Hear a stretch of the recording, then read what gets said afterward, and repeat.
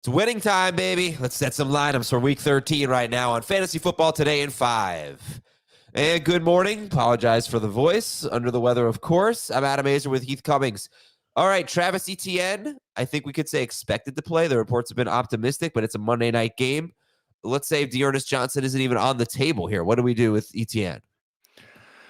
Yeah, I'm going to plan on using Travis Etienne unless we get some news this morning that points otherwise. I think the reports have been optimistic enough that you should be able to do that. If you wanted to, like, maybe you could have a Tyler Boyd or somebody. If you can get Etienne into a flex spot, that would make sense, and I'd like to do it.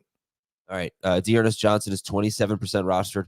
Not the worst idea to grab him, unfortunately, the next 3 games, Cleveland, Baltimore, and Tampa Bay. Although Cleveland, not the best run defense. Devon Achane is playing. How did this affect your rankings of Mostert, Achane, Wilson? Mostert, I still rank as a must-start running back. Wilson now barely is inside of my top 48. Achane is probably the most difficult person to rank in fantasy football this week. I've got him right around RB 28. I would be fine to start him if I don't have 2 running backs that I like. I absolutely love him in the flex position. I think he's kind of like a Gabe Davis this week, where he could score you 20, 25 fantasy points. He could also have like 5 or fewer touches. So would you go with an A.J. Dillon, unexciting workload though, but good workload, unexciting player, or Achane? Like, I don't generally look at my matchups, but this was one of the situations where I think, especially since we've already had some Thursday action, even if you're playing against someone like DK Metcalf or CD Lamb, you probably need to play Achane. Okay.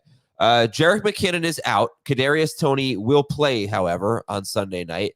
How does those 2 things affect Rashee Rice, if at all? They don't really. Rice is a good number 3 wide receiver. Not all that dissimilar from Achane, except I think he has a little bit better floor. Maybe not quite as high of ceiling, but he's someone in a 3 wide receiver league you start. In a 2 wide receiver league, it's really going to come down to who you have. But we've been talking about maybe trying to get away from Cooper Kupp this week. I'd still start Kupp over Rashee Rice. Tank Dell likely to play. Let's just say he's going to play. It seems like he's going to play. Noah Brown also expected to play. Dalton Schultz is out. So what about Noah Brown this week?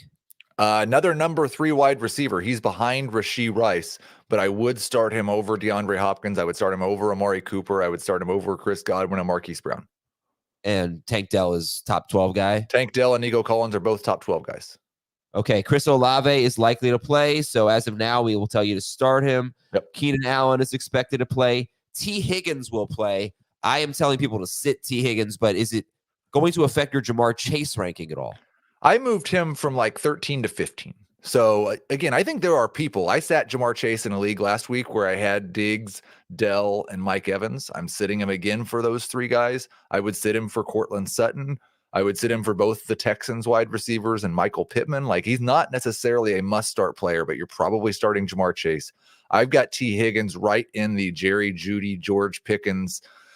They used to be number 3 wide receivers. They're ranked top 40 this week because there's 6 teams on a bye, but I really hope you don't have to start them. All right, Chris Godwin is expected to play. Has not been a great start anyway. He's right in that same group. There you go. Ezekiel Elliott expected to play for what that's worth. Bailey Zappi's going to start for New England. Demario Douglas is out. Is there any Patriots passing game member that you're interested in? It's very slightly. I mean, Hunter Henry's always in that high-end number 2 tight end range, but very slightly interested in Devontae Parker.